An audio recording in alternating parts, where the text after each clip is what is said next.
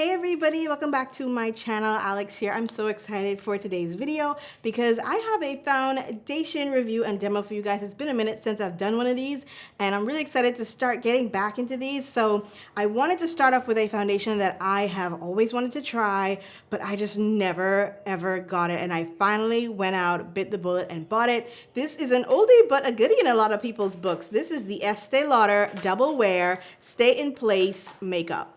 Now this does have an SPF of 10, so let me read to you what they say on the Estee Lauder website. It comes in about 38 different shades, so that's amazing. So everybody should be able to find their own shade in this foundation. It says that the benefits of this foundation is that it is a 24-hour wear, it's long wear, it's medium to full coverage, so that's always good. It also says that it looks flawless and natural, feels lightweight and comfortable, and lasts through heat and humidity. So yeah, it also gives a matte finish. It's oil-free, oil-controlling, dermatologist-tested, non-acnegenic. That's a new one.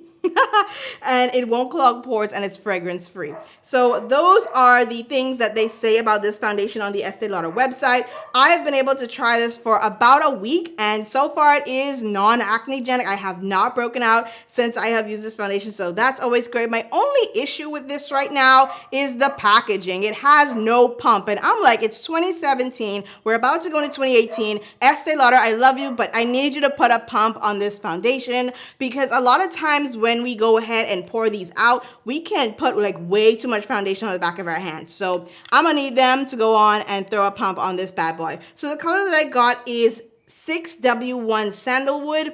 I believe, I almost dropped this, like seriously. I believe that I could probably take a mix with sandalwood, and there's another color that they have. It's called, I believe, Rich Caramel, because I feel like the Rich Caramel might warm it up just a little bit, but for right now, I'm just gonna use the sandalwood. So I am going to show you guys two different applications. I'm gonna do one side of my face with a beauty blender and the other side with a brush. So let's get started. I wanna show you guys how this covers all the acne scars that I have going on so you guys can see if it's really or truly full coverage or not. So the first step for me is always putting on my primer. As always, I'll have everything that I use listed down in the description box for you guys to check out. So primer goes on first for me. That's like something I always do, so I figured it'd only be fair if I do it in this video. So I'm gonna shake up the foundation. I always shake all my foundations, even if they say on the box it doesn't have to shake it up, because a lot of times pigment and stuff gets settled at the bottom. So here we go. This does have an SPF of 10 if I didn't say so already. And this is what the color looks like. It's not a bad match, but like I said, if I wanted to probably get my exact match, I would mix it with the Rich Caramel. That's another, like a deeper color in my opinion. It's a little bit warmer. So here it is. It's a little bit runny, but not too runny. So let's go ahead and get our beauty blender. A little trick I have is I basically put my wet beauty blender in a paper towel and I squeeze out the excess water. That way it's not all soapy and sedgy, not soapy and sedgy, all wet and stuff. So this is what it looks like on my skin. So as you can see, it matches my neck. But like I said, if I wanted to go a little bit deeper, I would mix this foundation. So we've got that dotted on. So let's go ahead and blend this baby out.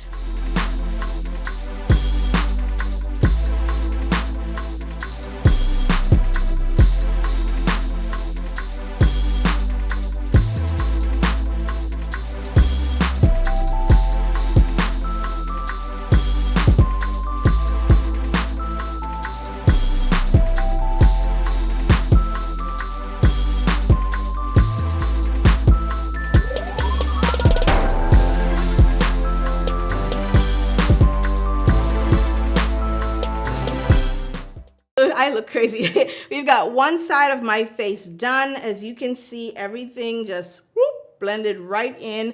I can, in my own mirror, probably on the camera it looks different, but in my mirror I can actually see some of my acne scars still peeking through. So this is definitely, I would say, like they said, medium to full. You can definitely build this up. I do love how quickly it spread and how it went on. It's very lightweight. I don't feel heavy at all, even though when you put it on and it covers so quickly, it looks like it's heavy. It's not. So that's always great. Now, I look like a crazy person. So what I'm going to go ahead and do is go ahead and do my other side with a flat top brush. I'm going to be using my favorite flat top right now. This is the Langnickel Revolution BX20. I'm going to put this brush down in the description box for you guys so you can go ahead and check this out. So I'm going to take a little bit more foundation, warm that up on the back of my hand, spread that like I did the first side. Really get that on there. And I'm going to go ahead and blend this in.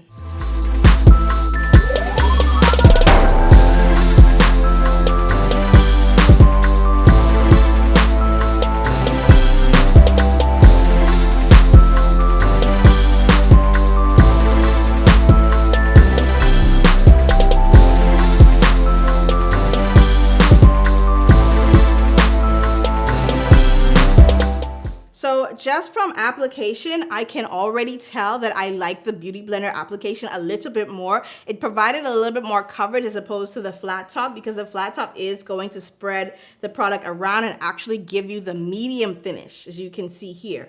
It's not as full as the Beauty Blender side. So if you want that full coverage, for this one, more so, I would suggest the Beauty Blender, which I'm going to go back in now and fill this in because I don't want two different looking sides.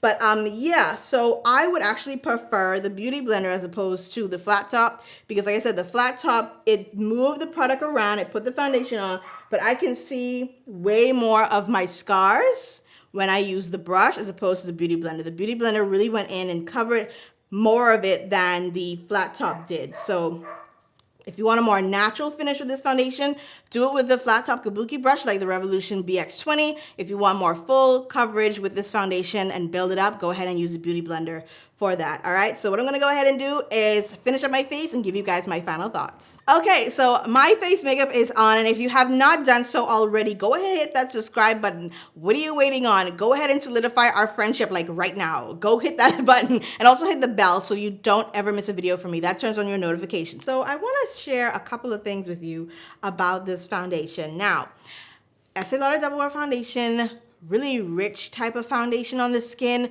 I actually felt it drying down. Like as I was putting the rest of my makeup on, I was about to, I felt it drying down. Once I put it on my skin and it set, I touched my face and there was actually no transfer on my hand. So you don't have to go ahead and set this if you don't want to, because it claims to be transfer proof.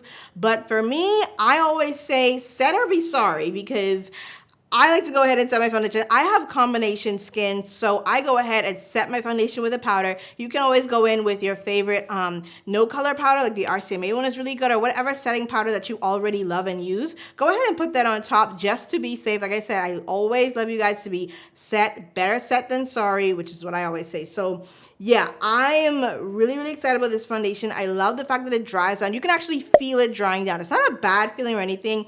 The finish on it for me is more of a semi-matte finish. I wouldn't say that it's completely matte, but it is a semi-matte finish. It is a beautiful foundation. It looks really, really nice on camera, and that is something that I'm like, whoa. So all of my scars and everything are gone. I went ahead and went and did a second layer over my scars, and it looks really, really good, you guys. I am super, super happy because I have a ton of scarring, especially in this area.